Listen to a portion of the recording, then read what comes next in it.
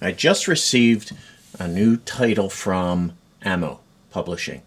This is called Zimmerit, the Ultimate Modeling Guide. What's Zimmerit? I'm going to tell you what Zimmerit is in the video. This is a book about putting anti-magnetic mine paste on German armor. So this one's for you armor modelers out there. This is an advanced technique. So it's a great book. I took a look at it. I read through it. It has all kinds of great technical info, photographs. It has these really cool little plates that show you the different textures of Zimmerit. Then when you get to the middle of the book, it shows you how to, and some great color, they show you how to apply it in different mediums, different ways, which I have behind me here. So we're going to take a look at Zimmerit. What is it? How do you put it on your armor? What was Zimmerit? Zimmerit was an anti-magnetic mine paste that was applied to German armor from about mid-1943 through the end of 1944. It was applied in an attempt to counteract the effects of infantry-applied anti-tank weapons, such as magnetic hollow charge mines. It served as a barrier between the magnets and the steel of the tank. Zimmerit got its name from the company that sold the chemicals to the German army, Zimmer Chemical. They had a product called Zimmerit, which was a anti-rust product, and the name kind of got applied to this. It was applied at the factory, sometimes in the field, and it was applied in various patterns: squares, vertical lines, horizontal lines, waffle pattern, all kinds of different patterns. So let's take a look at the different ways we can apply Zimmerit to a scale model. There are two methods for putting Zimmerit on your scale model.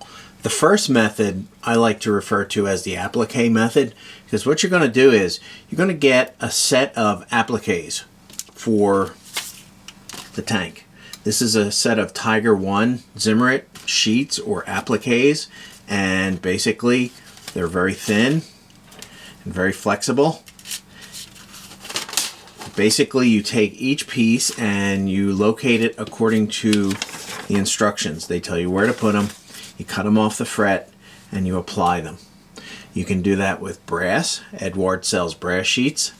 Tamiya sells what they call Zimmerit stickers, which are very flexible, and it's a mylar or plasticky type material. And you cut them out and apply them to the different areas that they specify on the instructions. The small tank in the middle here was done with brass. You can see there's a few pieces left to do. The Panzer IV was done with a Tamiya plastic sheet. Looks great. The thing you have to keep in mind when you do this application, you have to glue everything, all the edges. These things have to be put down really tight. And Tamiya calls these stickers, but you really have to go in and glue them. I used cyanoacrylate cement when I put them on these. You can also buy sheets of Zimmerit. This is a trumpeter sheet, and you can cut out your own pieces from that. So that's the first method, the applique method. You are cutting little appliques off and applying them to the tank and then priming and painting. Let's go on and look at the second method. When Zimmerit was applied to German tanks in World War II, it was applied at the factory with basically a trowel tool. They would take the Zimmerit paste and put a foundation coat on the tank, let it dry, and then put a second coat on, and then mark off the second coat and put all the Zimmerit detail on. There's two different products or two different materials and two different methods to put Zimmerit on your scale model. The first would be epoxy putty. Epoxy putty is a two-part plumber's putty, and you basically knead equal amounts together and flatten it out. And it's water-based, so you can cut pieces off, put them on the tank, and then use a hard tool, like a screwdriver maybe, to indent it and make the Zimmerit marks. The other material, and this is a new one to me, this is Armor FX Zimmerit paste. I read the book. I'm going to check out the material. This is a great book. It's the ultimate modeling guide for Zimmerit, plus it has everything you want to know about it if you're into detail and research.